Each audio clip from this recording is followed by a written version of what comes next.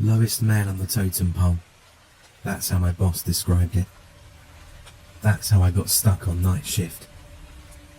That made me the new guy, or TFNG, as my co-workers said during the 2 weeks of day shift training. I'm a junior network administrator, right out of college, riding on a friend of a friend's recommendation. I was responsible for making sure everything stayed the same overnight. All the little red lights stayed red, and the green lights stayed green. I had very little idea what I was doing, but in government work, the one thing you can count on is the task is documented somewhere, usually on paper, in a binder. I'd done PC tech support for a few years during college, but I'd never worked with network gear before. If my resume isn't outright false, it definitely stinks.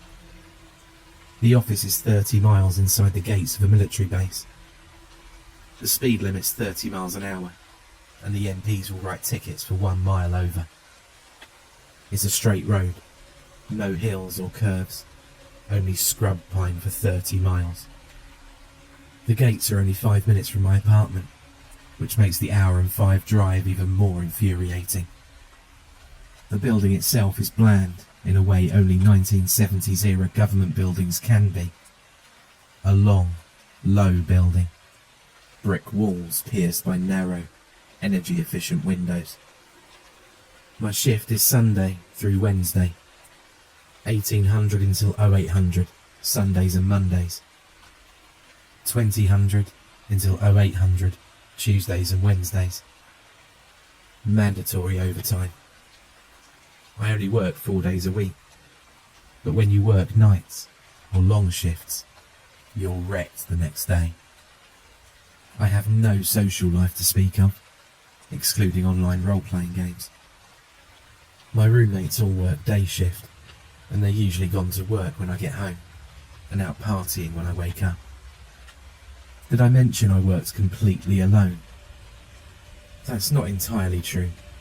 My shift overlaps with a co-worker's for an hour. In the short time Dan and I see each other, we spend the time going over activity logs and any issues he thought might crop up overnight. Other than work, Dan and I had nothing in common.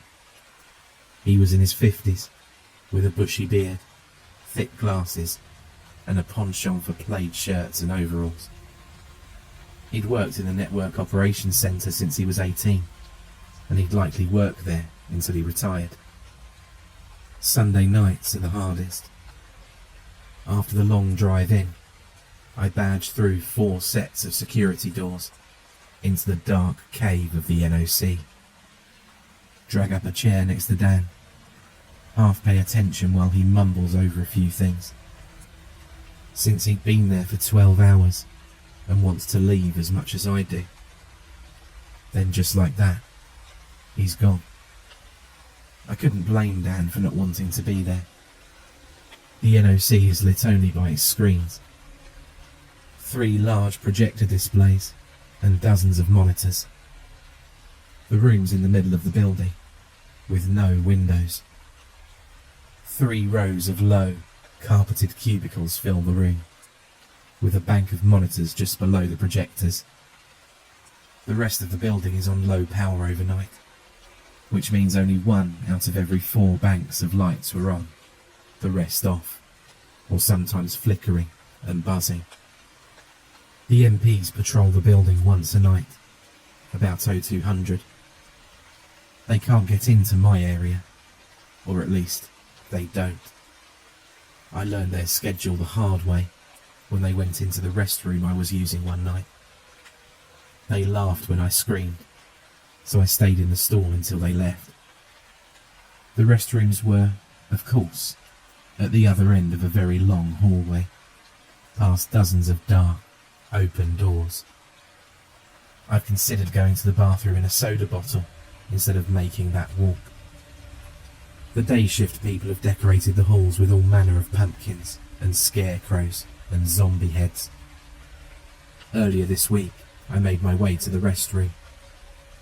Only every 4th light was on in the hallway. the dim fluorescence revealing a stale, institutional green. I walked past all of those dark hallways, steps echoing off the hard tiles. Then, out of the corner of my eye, I saw a life-sized glowing green skeleton. Its eyes lit up, and it shouted, "Trick or treat," at me.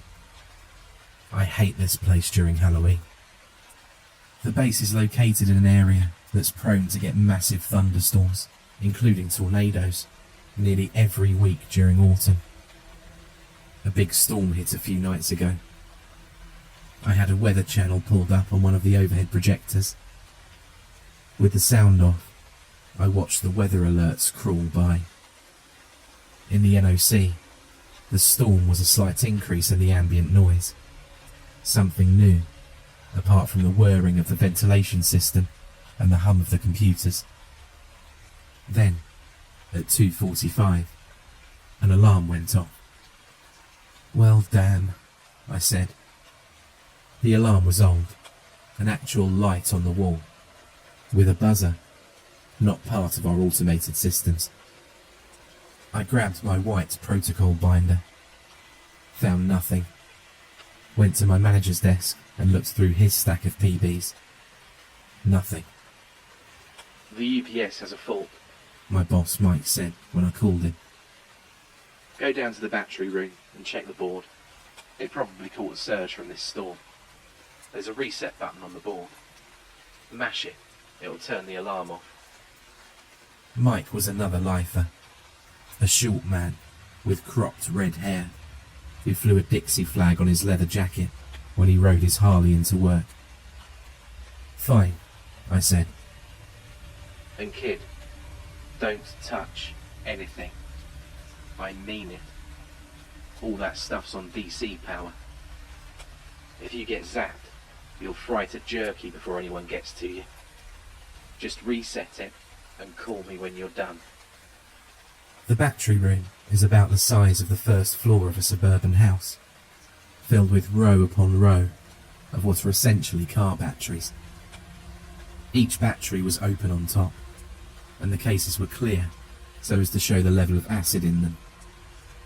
The room stank of ozone, and aside from a few dim lights down the central corridor, pitch black. The huge copper bars connecting the rows of batteries hummed in the darkness. At intervals, long wooden poles were hung from hooks on support beams. Wood is a poor conductor. The poles are used to pry off anyone unlucky enough to touch one of those copper bars. The control board was at the other end of the battery room. I walked past racks of humming batteries, my skin prickling from ambient currents in the room. "Great," I said. "Let's walk through 1 billion volts of electricity in the middle of a crazy thunderstorm." I'd been talking to myself within weeks of starting night shift. They say that talking to oneself is an early indicator of insanity.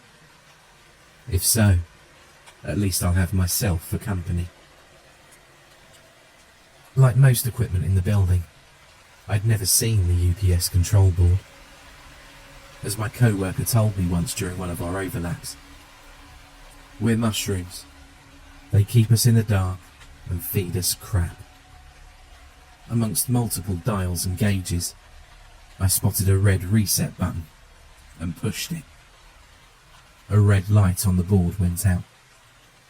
I exhaled a breath I hadn't realised I'd been holding. As I turned to leave, there was a metallic clang from next door, then a slowly building roar, which meant we were on generator power. I picked up the phone near the control board and called my boss. I reset the alarm, but we just switched over to generator power. "Yeah, the wind outside's a real one. We lost power about a minute ago here," Mike said. "You should have plenty of fuel, enough for 5 days." He laughed. "Don't worry, we're essential services, so they'll get our power on sooner than that. 4 hours tops. We still got to follow procedures though, so I need you to go check the generator. None of that stuff is automated, so go look at all the lights and check the fuel. Go in the door, turn right, and go straight back. And wear some damn earmuffs. I hung up the phone and sighed. Even with ear protection, when the generator was running, it was like standing next to a jet engine. I grabbed the earmuffs off the hook next to the door to the generator room. This sucks. I need a new job, I told myself, for the 100th time that night. The generator room was lit, only with dim red lights. The generators were 2 tractor-trailer-sized diesel engines crammed into the room, leaving only narrow maintenance aisles on either side. The room stank of grease and poorly exhausted diesel smoke, and was very hot. Sweat beaded around my hairline as I walked down the aisle. The sound covered me like lead blanket, hammering against my chest and back, vibrating my eyeballs in their sockets. I made my way through the thickened air to the control panel at the end of the room. "Fuel gauge looks good. All lights green," I said, as I scribbled the readings in my notebook. Something touched my neck. I may have screamed, but it was impossible to tell in that room. I'll confess, I'm scared of spiders. Well, not so much scared of, as utterly revolted by. When I felt the first touch, I instantly visualized a huge black spider crawling on my neck. I flipped. I did the spider dance. I brushed the back of my neck a dozen times, shook my clothes, spun around in circles. Nearly knocked my earmuffs loose. Said a lot of bad words. After a few seconds of this, I realized there was no spider. "Damn," I said, and bent to pick up my notebook. Something pushed me. I stumbled forward, away from the control panel. I spun around. There was nothing. What the hell? I frantically looked around me. I was alone, still trying to see both in front and behind me. I stooped and grabbed my notebook. I decided there and then that no matter what, I wasn't going to run. This was a prank, and my co-workers were watching it on video somewhere. It'd probably get 1 million hits online. "It's great to be the new guy, you jerks," I shouted, even though I couldn't hear myself over the din of the generator, and I knew no one else could either. I walked down the tight corridor beside the generator, towards the door. The whole way, I felt little pluckings at my clothes, like something pinching and pulling, but only for a second at a time. I yanked the door open, stepped through, and slammed it shut. I pulled the earmuffs off and threw them on the floor next to the control board. I was covered in sweat, and my ears were ringing, despite the ear protection. I wiped my face with my sleeve and started walking past racks of batteries. Then I stopped. Something moved down one of the side aisles. I squinted into the murk. Batteries hummed around me. My scalp prickled and itched. At the end of the aisle, a slumped, dark shape rearranged itself and slouched towards me. I staggered back and then recoiled as my arm brushed against one of the battery racks. I stood still in the centre of the main corridor, and the shape, whatever it was, edged towards me. My nose filled with the sickly sweet stench of burned pork. It reached the end of the aisle. I could see its shape now. It was a man, staggering towards me, flesh charred dark. Cables writhed across his body and trailed back into the darkness. I heard the coils scrub and squeak against each other. The man had no eyes. They burst and cooked onto his cheeks. He shuffled closer. A cable wormed out of one socket, crossed the ruined bridge of his nose, and pushed itself into the other. For a moment, I realised I could read the print on the cable. His withered mouth gaped open, revealing teeth that had cracked and burst from heat. He stretched a stick-like, charred arm out to me, and the cables twisted upon it. I glanced down and saw cables on the floor, snaking ever closer to me. I ran. I don't recall badging out of the battery room, or badging through the multiple security doors to get into the NOC. I remember sitting in one position for long enough that my leg went to sleep. I remember watching the doors and listening to the quiet noise of the NOC, listening for any change, or perhaps for a muffled, choked scream. I heard nothing, but I sat very still. Mike came in early that morning. "Good job last night," he said. "I double-checked everything this morning. Looks good." He handed me my notebook. "You dropped this in the battery room." "Thanks." He looked at me, eyebrows furrowed. "You didn't see anything in there last night, did you?" I looked at him, at his orange flat top, shot through with white, at the tobacco stain around the corner of his mouth, burst veins in his nose, at his eyes, pale blue and watery. "No,"